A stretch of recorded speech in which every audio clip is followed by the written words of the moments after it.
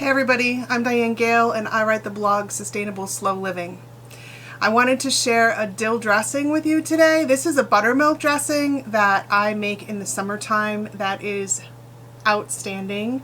I think it was last year when I actually developed a recipe for this dressing. It goes great on just about anything.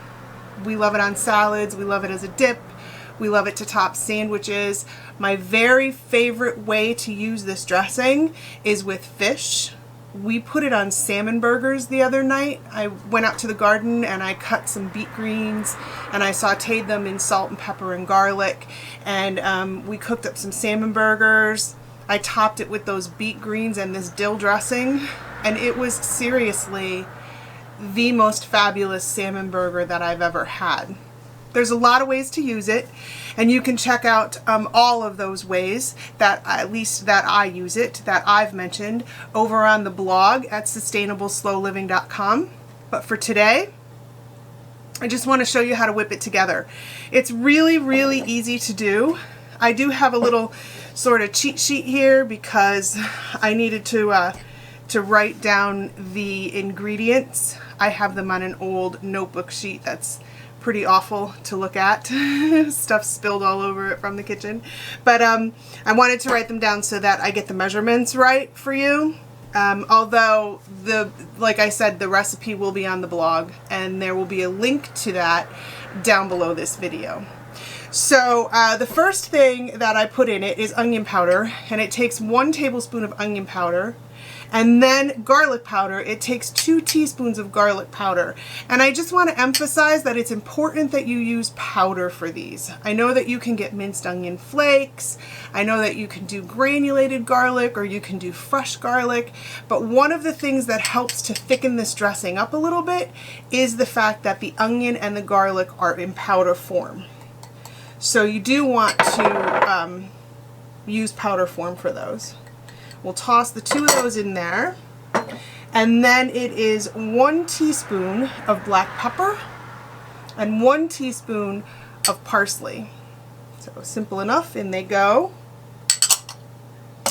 And then a tablespoon of dill weed.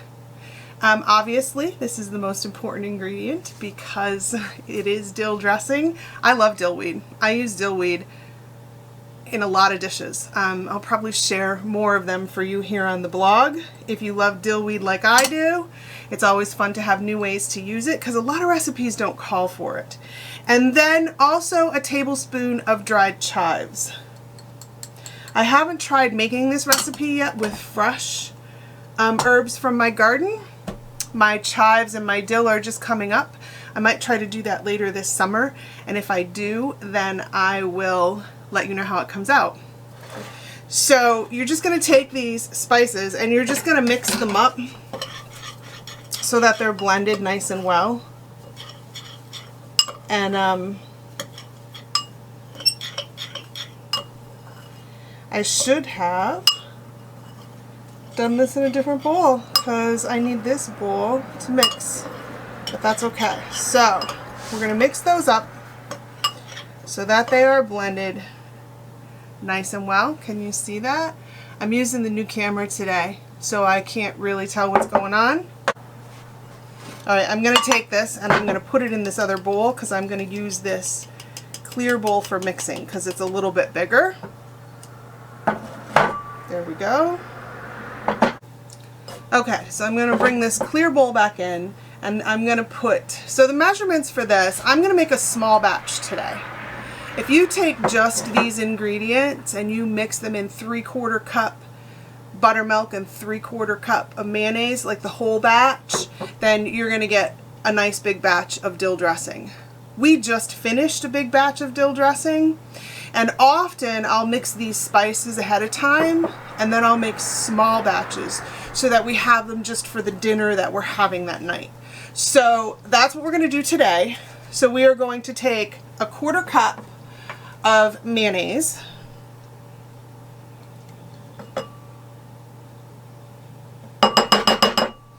and we're going to take 1/4 cup of buttermilk,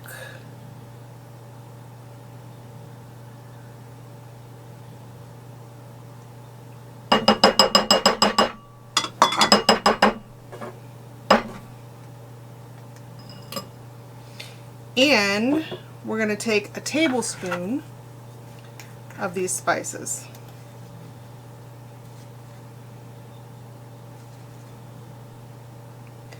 Toss it right in there. And then I'm just going to whisk it up. And that's it, you guys. This is it. This dressing is incredible. As with any homemade dressing, you're mixing spices into liquids, and if you let it sit for a little bit, they'll blend, you know, and you're better off to let it sit. And I'm going to show you something else about this dressing and preparing it ahead of time too. But before I do that, I want to tell you that one of the things that you can do with this, particularly when you're serving it with fish, is add a little bit of lemon juice. Obviously, you can't put that in if you're making your spices to store them ahead of time. But you can put a little bit of lemon juice in this right now, up to a tablespoon, depending on how much you like lemon juice. We like it a lot here, so I usually put close to a tablespoon in it, or squeeze close to half a lemon in it. And you can also, if you want to spice it up a little bit, you can put some red pepper flakes in it. A teaspoon, teaspoon and a half, it depends on how spicy you like things. And obviously the red pepper flakes are something that you can do ahead of time with the dry mix. I don't usually, and the reason that I don't is it gives me the option of making it spicy or not when I'm choosing what I'm going to serve it with. But this is your dressing, and it's ready to go. You can serve it just like this. You can see that it's it's fluid. It's very fluid. And that's because it's nice and fresh and it hasn't had time to sit yet. But if you take this and you put it in the fridge, I just want to show you this. This is what I have left from the big batch that I just told you that we just finished. And so this has been in my fridge. And you'll be able to see that this is a lot thicker. And that's what's going to happen to it if you make it ahead and you put it in the fridge. And I mean, it's fabulous. And we use it as a dip just like it is, but you can decrease the amount of buttermilk and increase the amount of mayonnaise to make it as a dip. You can also decrease the amount of buttermilk and add a little bit of sour cream, or substitute sour cream for all of the mayonnaise. Just play with it a little bit and see how you like it. It's fabulous, really, no matter what you do with it. The spices just, they work. But you can make it thicker that way. And then you can use it as a dip on a chip platter or with veggies. It's really versatile. Really fabulous stuff. All right, you guys, I made up a little cucumber tomato salad. This is the first cucumber from my garden this year. It's a Boston pickling cucumber, so I did peel it. I don't always peel my cucumbers. A lot of the nutrients are in the peels, as you know. And this is a tomato from the local Amish, because my tomatoes are not doing that well yet. Way up north here, it takes forever. The Amish seem to have the secret. I also kind of know the secret, but I wasn't able to start my seedlings to take care of them the way that I wanted to this year. So anyway, fresh garden cucumber, a fresh garden tomato, and homemade dill dressing. There's no way it's not a win. Let's give it a try.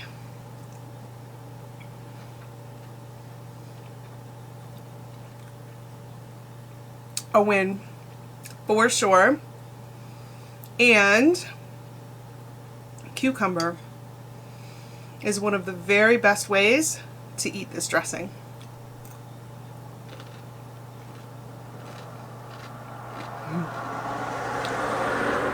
Just so fabulous.